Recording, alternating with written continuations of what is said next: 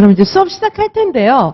자, 말씀드렸던 것처럼 일단 앞부분은 개론 백지 쓰기부터 시작을 할 거예요. 그래서 제가 이제 쭉 리뷰를 하면 선생님들께서 그냥 암기장을 옆에 펴두셔도 되고 안 펴두셔도 되고요. 그래서 저한테 들리는 대로 또 선생님들 머릿속에 있는 대로 막 순간적으로 조합해서 막 쓰시면 됩니다.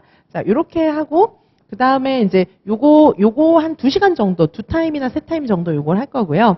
그리고 나서는 이제 문제를 볼 거예요. 아까 말씀드렸던 것처럼 여기 1번부터 시작해서 여기 실전 문제 1회차 해서 50문제 요거를 풀 거고요. 이것도 해설지랑 이제 같이 드리니까 요걸 풀 건데 요 문제를 풀 때는 여기 이제 저희 학원에서 만든 요 답안지 양식이잖아요. 요거는 이제 자료 파일로 다 지금 보여드리는 이 모든 것들은 PDF 파일로 다 올려드릴 거고 요것도 이제 자료 파일로 들어가 있는데 이건 무한 답안지예요. 그래서 문항 번호가 안 써 있기 때문에 오늘 50번까지 푸니까 여기다 번호 쓰셔가지고 푸시면 되고요. 요거는 이제 B4 사이즈로도 출력이 되고 A4 사이즈로도 출력이 되는데 이왕이면 B4 사이즈로 출력해서 원래 답안지 사이즈대로 쓰시는 거를 권장드리고 상황이 전혀 여의치 않을 때는 어쩔 수 없이 이제 A4로 뽑아서 쓸 수밖에 없지만 보통 때는 이제 큰 사이즈로 원래 시험장에서처럼 연습하시면 좋겠습니다. 자, 그래서 이렇게 이제 보시면 되고 요 백지 쓰기는 나중에 선생님들께서 한번 해보시고요. 이 백지 쓰기 버전도 굉장히 유용한 걸로 알고 있거든요. 요거는 제가 해설을 이제 나중에 몰아서 하던가 그냥 이제 간략하게만 해설해드리던가 이렇게 할 것 같아요. 쭉 이제 보실 수 있게. 그리고 지금은 이제 요거 백지 쓰기부터 시작을 할 거고 개론부터 할 겁니다. 그래서 선생님들께서 요거 백지 쓰기를 하실 때는 저의 얼굴은 안 보셔도 괜찮아요. 근데 소리만 들어주세요. 귀로 딱 듣고 그 다음에 이제 손으로 빨리빨리 막 움직이면서 쓰시고 입으로도 막 좀 중얼중얼 하시면 더 좋아요. 그래서 혼자 있는 곳이라면 중얼중얼 하실 수 있고 아니면 이제 못하겠지만 그래서 이렇게 이제 오감을 다 활용해서 쓰시면 굉장히 좋으실 것 같아요. 자, 그러면 지금 유아교육개론부터 선생님들 막 비장한 얼굴로 막 이렇게 하실 것 같은데 너무 비장하지 않으셔도 괜찮아요. 그냥 쭉 편안하게 쓰시면 되겠습니다. 자, 그러면 제가 지금 개론부터 시작하도록 하겠습니다. 자, 우리 이제 유아교육 개론에 보시면 발달의 개념과 원리부터 보도록 하시는데요. 자, 발달의 개념에는 성장, 성숙, 학습이 있잖아요. 그래서 성장은 양적인 증가와 변화를 얘기하는 거예요. 신체적, 생리적 측면의 양적 증가와 변화를 얘기하는 것이고 그 다음에 성숙은 운동 기능이나 감각 기능과 같이 기능의 변화를 이야기하는 것입니다. 그리고 학습이라고 하는 것은 경험이나 연습에 의한 의도적인 행동의 변화, 계획된 행동의 변화라는 것이에요. 자, 요게 이제 학습입니다. 성장, 성숙, 학습의 개념을 다 포괄하고 있는 것이 발달의 개념이고 발달의 원리는 몇 가지가 있습니다. 발달은 유전과 환경의 상호작용입니다. 타고나는 것들도 무시하지 못해요. 발달. 그런데 환경과 상호작용하는 것입니다. 환경과 상호작용하면서 변화한다는 것이죠. 발달은 일정한 방향과 순서를 따르고 있고 세분화 발달, 두미 발달, 근원 발달이 있습니다. 자, 그 다음에 발달은 연속적이고 점진적인 관점이 있습니다. 연속적으로 쭉 진행된다. 그 다음에 단계별로 탁탁탁 이루어진다. 이렇게 보는 관점이 있습니다. 그리고 발달에는 결정적인 시기, 즉 민감기가 있습니다. 우리 유아 시기에 결정적 시기와 민감기를 놓치지 않도록 배려해 주는 것이 필요하겠습니다. 그리고 발달은 각 영역이 통합적으로 이루어지는 거예요. 어떤 한 영역만 막 발달하고 막 그렇지 않고 보통 이제 서로 영향을 주고 받습니다. 각 영역이 통합적으로 이루어지고 발달은 개인차가 있습니다. 자, 이제 성숙주의 이론입니다. 먼저 게젤입니다. 게젤은 성숙이란 용어, 게젤은 성숙주의자다 이렇게 얘기하니까 성숙이라는 용어를 사용해가지고 아동의 성장과 발달이 유전적으로 결정되는 것이다. 타고나는 것이다. 그렇게 이야기했어요. 자, 그래서 게젤이 이야기한 그런 성숙의 개념 중에 중요한 개념이 준비도, 표준행동 목록 두 가지가 있습니다. 준비도라고 하는 것은 성인이 유아의 발달에 지나친 기대를 가지는 것에 대해서 경고하면서 유아가 준비될 때까지 기다려야 한다. 준비될 때까지 기다려야 한다. 준비도의 개념입니다. 표준행동 목록이 있는데 표준행동 목록은 준비도 개념에 기초해가지고 유아의 발달 수준에 대한 기준을 제시하는 것입니다. 그래서 게젤은 준비도, 표준행동 목록에 대해서 이야기했습니다. 자, 인간 발달의 기본 원리가 있습니다. 인간 발달의 기본 원리 보시면 발달 방향의 원리가 있습니다. 아까도 방향과 순서가 있다고 했는데 발달 방향은 두미 발달, 머리에서 밑으로 발달되는 거죠. 근원 발달, 뭐죠? 심장이나 이런 중요한 것부터 이제 말초 쪽으로 이렇게 나가는 겁니다. 자, 상호적 교류의 원리가 있습니다. 인간의 좌우 양측면의 뇌, 좌뇌, 우뇌, 두 손, 오른손, 왼손, 다리도 오른발, 왼발 이런 거 있잖아요. 이런 것들이 점차 효과적으로 체제화되어 나가는 거예요. 서로서로 영향을 주고받으면서 상호교류의 원리이고 기능적 비대칭의 원리가 있습니다. 구조는 대칭적이지만은 기능 면에서는 어느 한쪽이 우세하게 발달한다. 이렇게 볼 수가 있고요. 그 다음에 자기규제의 원리가 있습니다. 인간은 성장에 있어서 스스로 자신의 단계에 맞게 조절하는 것인데 예를 들면 막 쫙 빨리 발달했다가 약간 퇴보하는 것처럼 보일 때가 있어요. 이거는 속도를 스스로 조절하는 것이다. 이렇게 볼 수가 있습니다. 그 다음에 발달 스케줄, 발달 계획이라고 하는데 게젤은 아까도 준비도, 표준행동 목록 이런 것들을 얘기했기 때문에 이런 연구를 기반으로 해서 발달 스케줄 검사, 발달 스케줄 검사를 고안했고 이 발달 스케줄 검사 영역에는 4가지 영역이 있습니다. 운동, 적응, 언어, 사회적 행동 이런 4가지 영역을 이제 나누어 가지고 발달 지수 DQ라고 하는 발달 지수를 사용했습니다. 정신분석 이론이 있는데 정신분석 이론은 크게 프로이드와 에릭슨이 있습니다. 프로이드는 심리성적 발달 이론, 에릭슨은 심리사회적 발달 이론입니다. 자, 프로이드의 심리성적 발달 이론 보시면은 성격 구조를 먼저 얘기했는데 성격 구조는 원초화, 자아, 초자아로 나눠볼 수가 있습니다. 원초화는 쾌락 원리에 따라서 생물학적인 충동을 추구하는 것이고 즉각적인 만족과 긴장 감소를 목적으로 본능대로 행동하는 것이 원초화의 특징입니다. 그리고 자아, 에고, 자아는 이제 현실 원리에 따르는 거예요. 그래서 원초화와 초자아를 중재하는 역할을 하는 것입니다. 현실적인 방법으로 원초화의 본능적 충족을 만족시키는 방법을 찾고자 하는 것이 자아의 역할이고 초자아는 규범과 질서, 그래서 양심과 자아 이상을 관장합니다.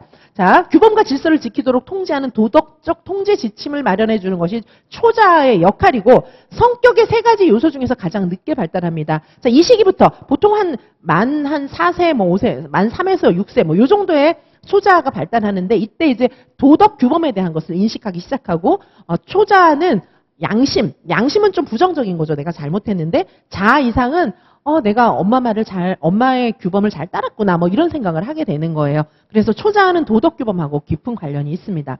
자, 프로이드의 심리성적 발달 단계가 있는데 구강기, 학문기, 남근기, 잠복기, 성기기로 나누어지고 우리 유치원 아이들은 대체로 남근기하고 관련성이 있습니다.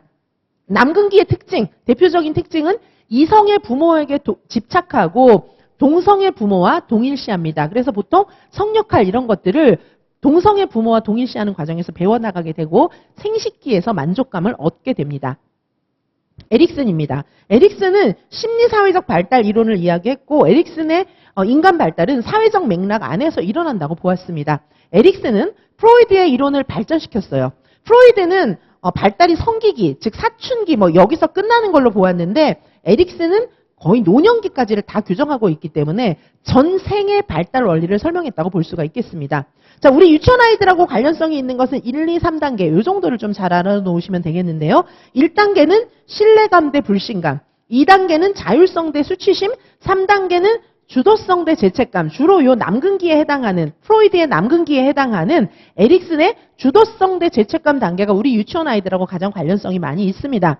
자, 1단계인 신뢰감 대 불신감. 자, 요때는 엄마가 주로 이제 발달의 주요 대상이 되는 거예요. 엄마 아니면 이제 주 양육자일 수도 있고요. 출생에서 한 만 1세 정도 되고, 이때는 이제 온정적이고 반응적으로 양육하면은 이제 아이들이 신뢰감을 얻게 되는 것이고, 그렇지 않고 비일관되게 이렇게 양육을 하면 불신감이 형성되는 것입니다. 그리고 2단계, 자율성 대 수치심 단계에서는 부모가 주요 대상이 되는 것이고, 자, 이때는 자신의 행동을 스스로 남이 통제하는 게 아니라 스스로 통제하는 경험을 통해서 자율성이 형성되는 것이고, 자유로운 선택이 허용되지 않거나 과잉보를 지나치게 할 경우에는 수치심을 경험하게 됩니다. 3단계는 주도성 대 죄책감인데 이때는 자유로운 탐색과 호기심을 통해서 주도성을 발달시키고 부모님이 너무 억제하거나 처벌하거나 이렇게 하면은 부정적인 경험을 통해서 죄책감이 형성되게 됩니다. 그 이후에 근면성 대 열등감, 정체성 대 역할 혼미, 친밀감 대 고립감, 생산성 대 침체감, 통합감 대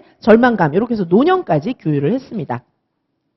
자, 그 다음에 행동주의와 사회학습 이론입니다. 자, 행동주의는 직접 관찰하고 측정 가능한 유아의 외현적인, 겉으로 드러나는 행동에 초점을 두고 있습니다. 유아의 행동을 변화시키는 궁극적인 법칙을 찾아내려고 합니다. 발달을 단계로 나눠지지 않은 연속적인 과정, 단계로 보는 게 아니라 연속적인 과정으로 보고 있습니다. 행동의 질적 변화를 강조하면서 주로 실험적 방법을 사용해서 연구하는 것을 강조하고 있습니다. 자, 이 행동주의 이론 중에는 먼저 고전적인 조건 형성 이론이 있습니다. 고전적인 조건 형성은 인간은 수동적인 존재다 이렇게 생각하고 있어요. 자극이 있으면 반응한다. 자극 대 반응. 이걸 강조하고 있는 것이고, 대표적인 학자로는 파블로프와 왓슨이 있습니다. 파블로프 같은 경우에는 개에게 먹이를 주면서 종을 울리는 그런 실험 이런 것들을 해본 거예요. 그래서 고전적 조건 형성을 보여준 것입니다. 이제 침을 흘리게 되는 것을 종소리하고 이제 연결시킨 것이죠. 그죠? 고기를 주면은 침을 흘리잖아요. 근데 그거를 고기를 줄 때 종소리를 들리게 해가지고 나중에는 종소리만 들려도 침을 흘릴 수 있는 그런 조건을 만들어 주는 것이죠. 다음 왓슨입니다. 왓슨은 고전적 조건 형성을 아동에게 적용시켜서 영화를 주면은 주문 대로 내가 키워줄 수 있어요. 이렇게 얘기했어요. 알버트의 쥐 실험이 대표적인 실험이고요. 그 다음에 조작적인 조건 형성은 고전적 조건 형성하고 좀 달라요. 스키너는 조작적 조건 형성을 이야기한 사람인데, 자, 조작적 조건 형성 이론은 인간은 능동적인 존재이므로 환류를 통해서 학습한다. 피드백, 이거는 내가 좀 잘 배워야 되겠는데 이런 생각이 들면은 어떤 조건이 주어질 때 더 효과적으로 배울 수 있다는 것입니다. 자, 조작적 조건 형성이 무슨 뜻인가? 어떤 반응에 대해서 선택적으로 보상하는 거예요. 선택적으로 보상함으로써 그 반응이 일어날 확률을 증가시키거나 감소시키는 방법입니다. 여기서 선택적 보상이라고 하는 것은 강화와 벌을 의미하는 거예요. 어떤 때는 강화하고 어떤 때는 벌 주고 이렇게 하는 겁니다. 자, 아동 행동의 변화를 보시면 강화와 벌로서 바람직한 행동을 만들어 나갈 수 있다. 이렇게 이제 보는 것입니다. 그래서 처음에는 고전적 조건 형성 이론에서는 동물 실험을 했지만 이제 아동한테 요거를 잘 조합을 해볼 수가 있는 거예요. 조건을 만들어 볼 수가 있는 것입니다. 자, 아동 행동의 변화라고 하는 것은 강화나 벌로서 행동을 만들어갈 수 있다고 보는 것이고, 즉 강화에는 정적 강화, 부적 강화, 연속 강화, 간헐적 강화가 있습니다. 정적 강화는 의도하는 행동을 유아가 했을 때 좋아하는 것, 음식이나 스티커 이런 것들을 주는 것이고, 부적 강화는 의도하는 행동을 하면 얘가 싫어하는 거를 빼주는 거예요. 빼주는 강화가 부적 강화입니다. 예를 들면 시끄러운 소리 이런 것들을 빼주는 거예요. 자, 그 다음에 연속적 강화가 있습니다. 연속적 강화라고 하는 것은 레귤러하게 매번 강화제를 주는 거예요. 그런데 이것보다는 간헐적 강화가 더 효과적입니다. 간헐적 강화는 반응의 횟수, 반응과 반응 간의 시간 경과에 따라서 그냥 간헐적으로 조금 불규칙하게 보상을 하는 것입니다. 그리고 벌이 있습니다. 벌은 수요성 벌과 제거성 벌이 있습니다. 수요성 벌은 바람직하지 않은 행동의 빈도를 감소시키기 위해서 제공하는 꾸중이나 체벌이에요. 그 다음에 벌도 제거성 벌이 있습니다. 요거는 바람직하지 않은 행동을 감소시키기 위해서 좋아하는 자극을 제거하는 거예요.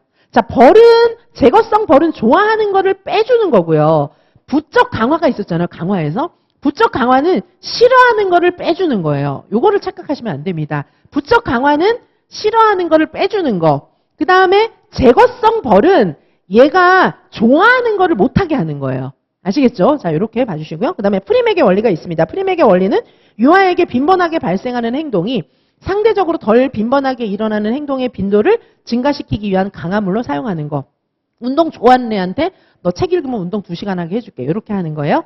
자, 그 다음에 이제 이런 원리들을 적용하는 거를 보시면은 조형 조성이 있습니다. 조형 조성은 강화를 이용해서 목표 행동을 점진적으로 형성시켜 나가는 것이고, 행동 수정 기법에는 소거와 차별 강화가 대표적으로 있습니다. 소거는 바람직하지 않은 행동을 보일 때 강화를 주지 않음으로써 그 행동을 소거시키는 것이고, 차별 강화는 바람직하지 않은 행동에는 반응하지 않다가 바람직하지 않은 행동을 멈추었을 때 강화하는 거예요. 막 장난칠 때는 못 본 척 하다가 그게 속어죠. 그리고 얘가 이제 수업 시간에 집중을 잘하면 막 칭찬해 주는 거. 이게 차별 강화입니다. 자, 체계적 둔감법이 있습니다. 이거는 공포를 일으키는 자극에 점진적으로 노출시켜서 공포를 소거하는 방법. 자, 유치원에 가는 거를 막 두려워하는 아이가 있다면 엄마가 첫날은 하루 종일 있어주고 다음날은 한나절만 있어주고 다음날은 이제 유치원 앞에까지 오고 뭐 이런 방식으로 점점점 유치원에 제대로 갈 수 있도록 해주는 방법을 체계적 둔감법이라고 볼 수가 있습니다. 자, 반두라의 사회학습 이론입니다. 자, 반두라의 사회학습 이론 보시면 요거는 아동이 자신의 발달에 능동적인 역할을 한다라고 하는 점을 강조했기 때문에 아까 행동주의보다는 아동의 존재를 훨씬 능동적인 존재로 보고 있습니다. 자, 인간은 인지적인 존재다 이렇게 바라보고 있고 발달은 아동과 환경 간의 지속적인 상호작용을 통해서 이루어진다고 보고 있습니다. 상호결정론. 자, 상호결정론. 아까 행동주의는 좀 일방적으로 자극에 반응하는데 여기서는 상호결정론의 개념을 제시하고 있습니다. 자, 관찰학습의 과정을 세분화했습니다. 어떻게? 주의집중, 파지, 운동재생, 강화와 동기적 과정 이렇게 볼 수가 있겠습니다. 자, 주의집중 먼저 이게 뭐지? 이렇게 보는 거예요. 자, 그 다음에 이제 관찰학습 단계를 다시 한번 보시면 주의집중 이렇게 보는 거 그렇죠? 그 다음에 파지는 잠깐 기억하는 거예요. 모델이 행동한 걸 잠깐 기억하는 것이고 그 다음에 운동재생은 기억한 걸 한번 해보는 거예요. 자, 여기까지 하면 익혀졌잖아요. 근데 이 행동을 계속해서 더 할까 말까 요거를 결정하는 것은 동기화, 강화 단계에 달려 있습니다.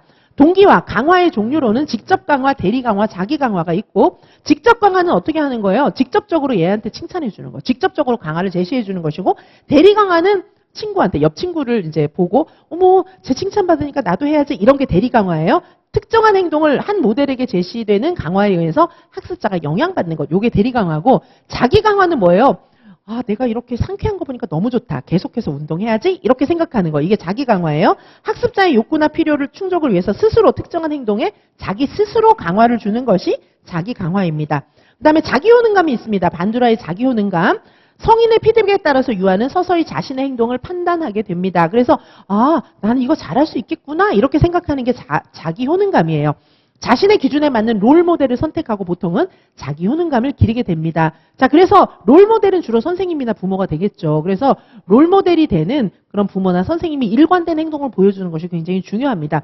자기 효능감이라고 하는 것은 어떤 과제나 목표를 성공적으로 수행하는 데 필요한 자신의 능력에 대한 신념을 의미하는 것입니다. 자, 인지발달 이론은 구성주의의 인식론을 이야기하고 있는 것입니다. 자, 피아제의 인지발달 이론을 먼저 보시면, 자, 피아제의 인지발달 이론은 사고 과정과 이를 반영하는 그런 행동에 초점을 두고 있습니다. 모든 유아의 인지발달이 동일한 순서와 단계를 거친다고 봤어요. 발달을 좀 단계로 보는 입장입니다. 자, 인지발달에 대한 설명입니다. 도식, 평형, 적응, 동화, 조절 뭐 이런 단어를 먼저 떠올리시면 되겠고요. 자, 도식이 있습니다. 도식이라고 하는 것은 사고 또는 행동의 조직화된 패턴을 이야기하는 것이고 경험에 근거해서 구성됩니다. 평형화, 평형, 환경에서 들어온 정보와 인지구조 간의 정신적 균형을 추구하는 것이 평형입니다. 적응 과정, 유아가 새로운 정보를 자신이 이미 아는 인지구조에 포함시키는 것, 이것을 적응이라고 하고 적응 과정에는 동화와 조절이라고 하는 두 과정이 필요합니다. 동화는 새로운 지각물이나 사건을 자신의 이해의 틀에 맞춰서 해석하고 받아들이는 인지 과정이에요. 내가 가지고 있는 틀로 세상을 보는 겁니다. 근데 그걸로 안 되잖아요. 새로운 환경을 만나면 적응해야 되잖아요. 그 과정에 반드시 필요한 게 조절입니다. 조절은 기존의 인지구조로는 새로운 사물을 이해할 수 없을 때 기존의 인지구조를 변경시키는 것입니다. 자, 피아제의 인지발달 단계, 감각운동, 전조작, 구체적 조작, 형식적 조작 이렇게 나누어지는데 대체로 우리 유치원 아이들은 전조작기에 속해 있고요.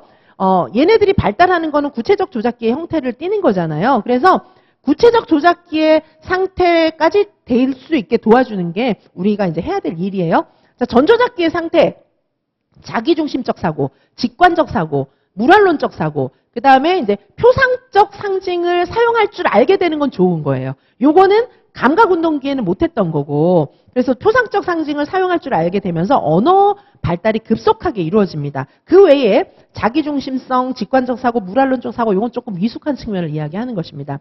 근데 이제 이게 좀 발달하면 구체적 조작기가 되는데, 구체적 조작기의 특징은 탈중심화, 탈자기중심적 사고를 할 수 있고 조망 수용 능력을 획득해서 조작적인 사고, 아까는 직관적인 사고였잖아요. 이제는 조작적인 사고가 가능하게 되고 보존 개념을 획득하게 됩니다. 그리고 유목화, 서열화, 부분과 전체 이런 개념이 발달되게 되는데 지금 말씀드린 구체적 조작기의 특성은 우리가 아이들한테 가르쳐줘야 되는 그런 과업이 되겠습니다. 그 다음에 비고치키입니다. 비고치키는 역동적인 평가를 이야기했죠. 그렇죠? 자, 이 역동적인 평가는 근접 발달 영역과 관련성이 있습니다. 비고츠키의 이론은 사회문화적 인지 이론이라고 볼 수가 있습니다. 자, 근접 발달 영역, 비계 이런 개념이 중요하고 근접 발달 지대, 비계 주로 이제 근접 발달 지대에 계속 머물게 도와주도록 하기 위해서는 선생님들은 비계를 제공해 줘야 되는데 대표적인 비계의 내용으로는 공동 문제 해결, 협동 학습을 통한 공동 문제 해결, 그다음에 상호 주관성에 도달하게 하는 거 이런 것들이 주요 개념입니다. 그리고 언어 발달과 사고 발달의 관련성을 굉장히 깊이 있게 설명한 사람이 비고츠키인데 언어 발달의 단계는 초기 언어, 순수 심리 언어. 자, 지금 우리 유치원 아이들은 혼잣말, 자기중심적인 언어 요거를 많이 씁니다. 그 다음에는 내적 성장 언어로 발달하게 되는 거예요. 사고 발달은 혼합적, 복합적, 개념적 사고로 나아가게 됩니다. 자, 여기 이제 표를 보시면 삐아제와 비고츠키를 대조해 놓은 표가 있는데 삐아제, 먼저 발달의 원동력 보시면 삐아제는 학습자가 머릿속에서 동화 조절하는 거야. 이렇게 본 반면에 비고츠키는 사회 및 문화 환경 뭐 이런 것들이 중요하다는 것입니다. 자, 삐아제 발달의 기제 평형화, 비고츠키 내면화. 자, 그다음에 언어의 역할. 삐아제는 언어는 사고의 지표에 불과해. 애가 쓰는 말 혼잣말 많이 하면 얘 사고가 미숙하구나 이렇게 알 수 있다는 거예요. 그런데 비고츠키는 언어가 사고 발달의 핵심적인 역할을 한다는 거죠. 언어 발달을 하면 사고 발달도 막 상승한다는 거예요. 자, 그래서 혼잣말의 중요성을 이야기한 것이고, 자, 학습과 발달의 관계를 보시면 삐아제는 발달이 학습에 선행한다 이렇게 보았습니다. 비고츠키는 학습이 발달에 선행한다 이렇게 보았고요. 상호작용을 보시면 삐아제는 또래 간의 상호작용, 같은 발달이 비슷한 또래 간의 상호작용을 중요하게 생각한 반면에 비고츠키는 비계를 제공해주는 그런 지적으로 유능한 사람과의 상호작용을 중요하게 생각했습니다.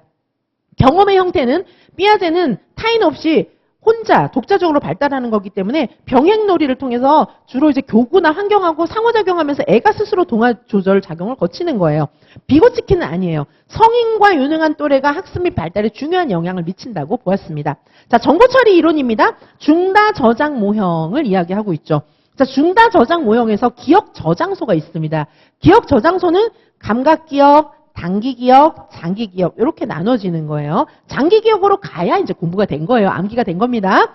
자, 인출 처리할 때는 보시면은 이제 인지 처리를 할 때는 처음에 주의지각 저게 뭐지? 이렇게 해서 시연, 입으로 중얼중얼. 그렇죠? 그다음에 부호화, 인코딩 돼서 머릿속에 들어가요. 그게 나중에 적절하게 인출이 되는 것입니다. 자, 중다 저장 모형에서는 인간의 기억이 인출과 망각 기능이 있다라고 이야기하고 있고 메타인지, 초인지의 중요성을 강조하고 있습니다. 자, 인지 처리의 과정 보시면은 주의 집중, 자극에 의식적으로 초점을 맞추고 반응하는 거예요. 시연, 소리를 내고 반복하는 거. 그 다음에 부호화, 정보를 변형해서 인코딩, 머릿속에 기억해 넣는 것이고 인출은 장기 기억 속의 정보를 끄집어내는 것입니다. 그 다음에 생태학적 체계 이론입니다. 생태학적 체계 이론은 브룬펜 브레너의 이론이죠. 먼저 미시체계. 미시체계는 상호작용이 이루어지는 거예요. 직접적인 상호작용. 유아는 환경과 영향을 주고받는 능동적인 주체의 역할을 합니다. 미시체계에서도. 자, 그 다음에 중간체계는 미시체계들 간의 관계를 이야기하는 것이고 외체계는 유아가 직접 참여하지는 않지만 유아에게 영향을 미치는 사회적 환경을 의미하는 것입니다. 예를 들면 정부기관, 사회복지기관, 교육위원회, 대중매체 이런 것들이 있고요. 거시체계는 미시체계, 중간체계, 외체계 이것들을 다 포함하고 거기다가 문화적 환경까지 다 더한 거. 그 다음에 시간체계는 전생에 걸친 뭐 역사적, 사회적 사건 뭐 이런 것들을 포함하는 것입니다. 자, 발달 이론을 전체적으로 비교해 보도록 하시겠습니다. 정신분석적 관점은 심리성적 이론, 프로이드, 에릭슨의 심리사회적 이론이 있습니다. 자, 여기서는 생물학적인 본능이 양육 환경을 통해서 발달 단계의 진전을 가져온다고 보았습니다. 불연속적인 발달의 단계를 이야기했고요. 인생 초기 경험의 중요성을 이야기하면서 유아기의 중요성을 프로이드가 밝혔기 때문에 유아교육에서 프로이드는 중요한 입장을 차지하고 있는 것입니다. 그 다음에 학습적인 관점, 행동주의 이론과 사회학습 이론이 있습니다. 행동주의 이론의 대표자는 이제 스키너, 사회학습 이론은 반드라 이렇게 보실 수가 있고요. 자, 인간을 이제 스키너 같은 경우에 굉장히 학습자를 수동적인 그런 역할을 하는 존재로 보았고 여기서는 연속적 학습과 반응의 연속적인 발달을 이야기하고 있습니다. 자, 여기서는 이제 자극대 반응을 여러 가지 유아에게 맞게 배치할 수 있기 때문에 유아의 행동에 따라서 다양한 발달 경로가 가능하다고 보았습니다. 그 다음에 인지적 관점에서 보시면 인지발달 단계 이론, 사회문화적 인지이론 해서 인지 발달을 중요하게 생각한 것은 피아제, 사회 문화를 중요하게 생각한 것은 비고츠키가 되겠습니다.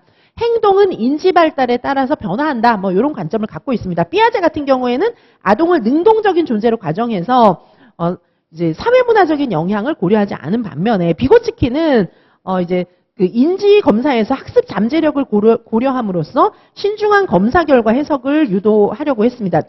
근접 발달 지대를 중요하게 보았기 때문에 그래서 역동적인 평가도 했던 것입니다.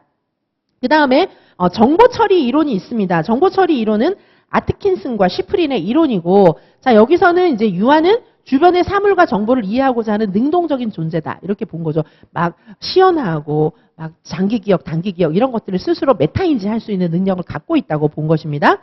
자, 사회 맥락적 관점은 브룬펜 브레너의 인간 생태학적 이론입니다. 발달은 자신이 속한 사회적 맥락에 영향을 받는다. 이렇게 보고 있고요. 아동을 둘러싼 환경을 체계화하고 도식화해서 생태학적 연구의 기초를 마련했습니다. 아동의 능동적인 발달 과정과 생물학적 성숙의 영향을 간과했다라고 하는 그런 단점이 있습니다. 자, 아동의 인지 발달 상태가 어떤가? 인지 발달을 보도록 하시겠습니다. 먼저 유아는 전개념기적 사고, 전개념적 사고를 합니다. 자, 아까 이제 전개념적 사고를 하는 게 좀 전조잡기 유아들의 조금 한계점이다. 이렇게 얘기를 했는데, 그게 이제 전개념기적 사고의 특징을 띠는 것입니다. 전개념기적 사고의 특징의 대표적인 건 뭐 있습니까? 좀 수준 낮은 거. 이거는 자기중심적 사고, 무랄론적 사고, 전환적 추론. 이렇게 세 가지가 있어요. 전환적 추론은 좀 잘못되게, 좀 허황되게 추론하는 거예요. 그래서 막 자기 동생이 아프면 막 열나고 아프면 내가 아침에 장난감을 뺏어서 그래. 이렇게 생각하는 거예요. 그런 게 전환적 추론입니다. 그런데 전개념기에 굉장히 발달된 차원이 하나 있어요. 이전 단계보다 발달한 업적이 있습니다. 그거는 상징적 사고. 이게 유아기의 특징입니다.